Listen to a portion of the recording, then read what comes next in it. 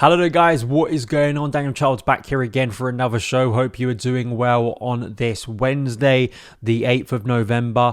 In today's show, Christopher Nkunku, potential return date. We'll get into that stuff because that's obviously huge for Chelsea this season. Going to talk about Pochettino, some of the deranged reactions we saw last weekend before the Spurs game surrounding his quotes. I want to say something about it still after the game because I would have made a video last week, but I wasn't able to. And then also another set of really bad reactions just in terms of the praise Spurs have been getting. I want to give my thoughts on that and just how absolutely ludicrous some of the analysis post-match has been for a game where Chelsea emphatically won 4-1 and the home team had 2 players sent off. Just incredible. And it just kind of sums up a couple of things that we'll get into of why just segments of football media just really frustrate me in this country. But we'll get into all of that. If you are new around here, please hit that like button because Chelsea are the best club in London. Hit that subscribe button too. Share the video. It's free to do so more people can be involved in the Son of Chelsea community. I also do want to say before we jump into today's show, another thing to mention from my incredible trip to New York was on the Wednesday, I went to the Football Factory. It's kind of a bar, a downstairs bar within a bar, Legends in New York. And that's where the New York Blues Chelsea fan group meet and watch games. And it was just such a wonderful experience. And if any of those are watching today, I just want to say thank you for a great experience, for the chats, for the experiences, sharing memories. We took a cool photo at the end in front of the flag, the Chelsea flag down there. And it just gives you an appreciation, someone who, has grown up going to Stamford Bridge, being very fortunate and blessed that I have been in a situation to live in the UK, to live in West London, to be able to go to Chelsea. It's really eye-opening to see how Chelsea is supported around the world. And there's a lot of nonsense that we cover on this show and people are frustrated by in terms of like online divides. But I've always stated this, there are fans across the globe who love this club and they love it dearly. And it was wonderful as well to hear of the experiences of how regularly those New York Blues who live so far away from the UK go to games as well. So real commitment, and it was a fun experience. Of course, Chelsea winning against Blackburn. We're going to start off with Christopher Nkunku. Obviously, there is a lot of hope that he is on the verge of returning. Fabrizio Romano reporting today that it looks like he won't be risked for the Man City game on Sunday. And as was kind of stated by Pochettino a couple of weeks back, I think before the Brentford game, it's more likely that he returns after the international break. So this is just really encouraging to me, that the fact that they're even not going to risk him for Sunday, which could be tempting because it is another big game against a big club. But I think it's encouraging that he is back so soon.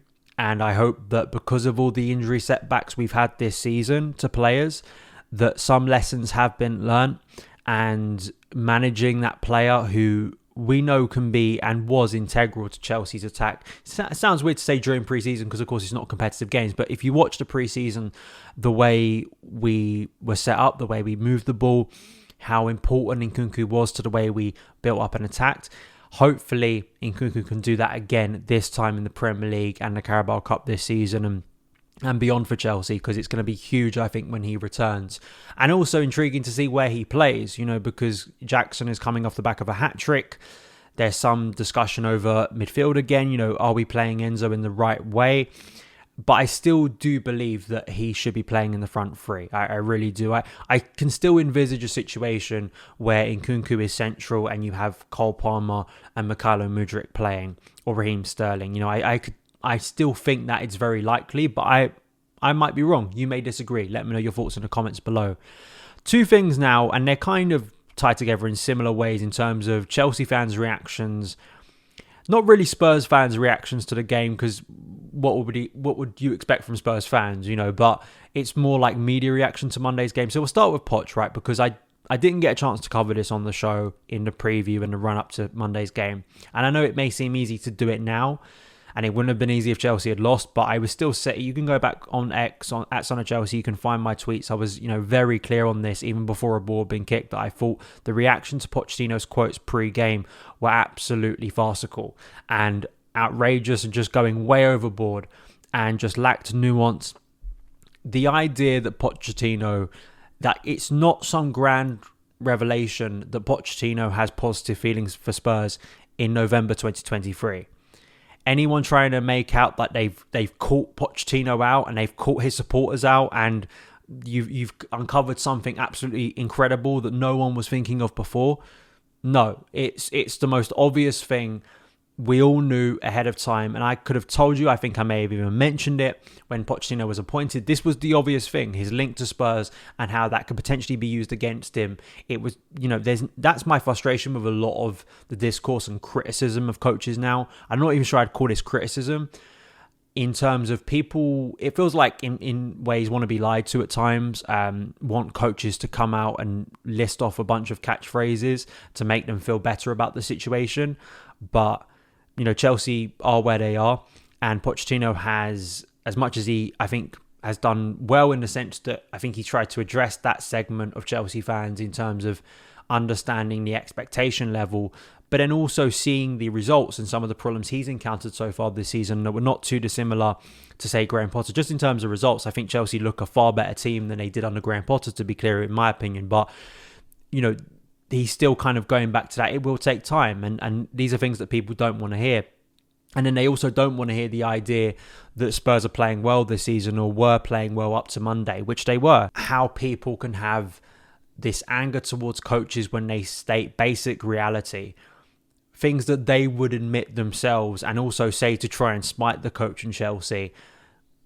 It's just so inconsistent. Are there ways in which he's not utilising players in the best way? What does the team look like? Is there things from a coaching perspective that Chelsea aren't doing well, you think, so far? Those are fair.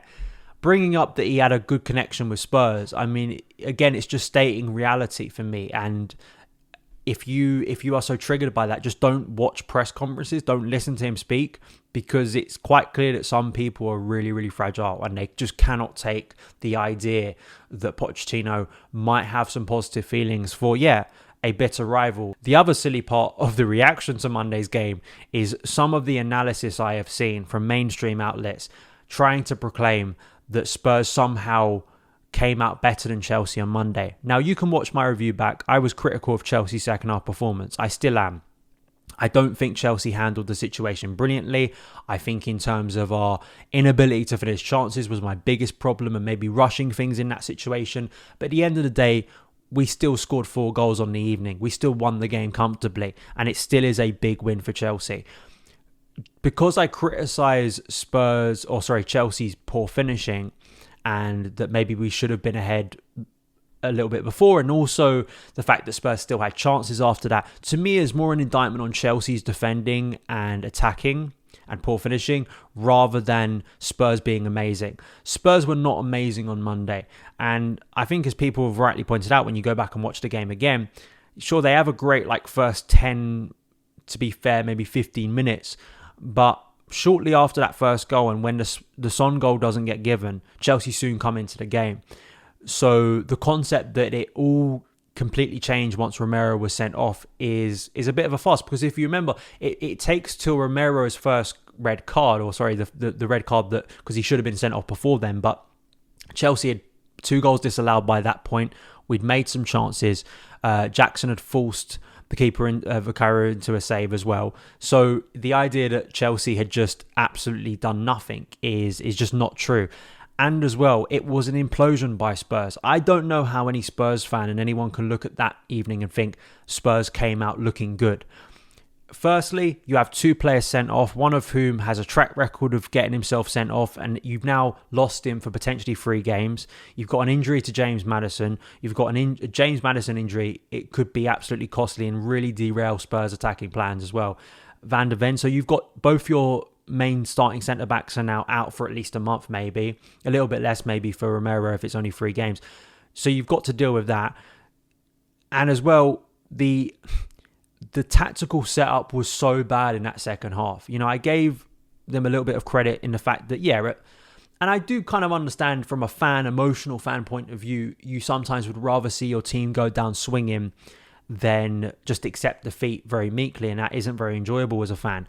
But if you're coming up against the Chelsea side, I know, and probably most people should know, we are absolutely terrible breaking down low blocks.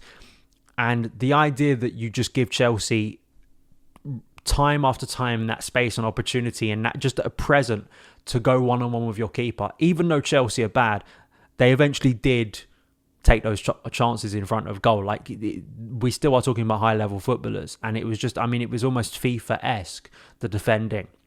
And, you know, if that's going to be the approach of Ange Postecoglou for the rest of the season, I think Spurs could be in some trouble, especially if they don't have key players available and teams start to figure out that they are so exposed. I know 9 men is obviously not a regular occurrence, but in terms of that high line that's already been exposed so far this season, and you don't have maybe Son firing on all cylinders, and you don't have James Maddison, and you don't have other players, there is a fragility there that Chelsea exposed, and I don't think it speaks very well to a coach reacting in a situation and maybe adapting to it to try and get the best result. It looked to me like just a little bit naive, and I think it cost them dearly in the end. And how that's going to have an impact on them for the rest of the season is obviously going to be of interest to a lot of people. But the concept, I saw the Athletic podcast, are Spurs the real winners? I mean, what is this? This is not, it's like football intellectualism going all the way around, not even all the way around, going to a point where we're just saying dumb things. It's like last year when people were trying to argue throughout the course of the season that somehow Manchester City were worse off because they had Erling Haaland banging in 40 goals up front. It just doesn't make sense. I know we like to, and I like to, break down the game, to talk about it in depth, to think about it in maybe new and interesting ways. But this ain't new and interesting ways. Spurs lost 4-1 on Monday. They got absolutely battered at their home ground. They imploded. There's no need to pseudo-intellectualize this. It's just, it's simple. And it's not that there is absolutely nothing that a Spurs fan could take from Monday in a sense that, yeah, sure, the team still tried their best to get back into the game. But the idea that Spurs won, the idea that Monday was a positive evening for Spurs is absolutely farcical. And maybe as well reflects the difference in mentality between both clubs, in the sense that Spurs are even putting out videos, you know, on their socials kind of praising this performance of losing 4-1 to a bitter rival at home, whilst Chelsea fans, including myself, are kind of, we have some criticism of Monday, even though there's a lot to be positive about. I think it just speaks volumes of the two different expectation levels, that somehow you've gone down in glorious defeat despite the fact that you imploded at home after being 1-0 up very early on, and you had 2 players sent off and you were exposed tactically. That is not a good evening. That's not something to be proud of. And the idea that we're supposed to now like accept this as some kind of idea, and this is, you know, losing in this fashion is some great victory, is just absolutely ludicrous. So those are my thoughts today. Let me know yours in the comments below. You can follow me across the socials at SonOfChelsea, and I will see you again very soon. All the best.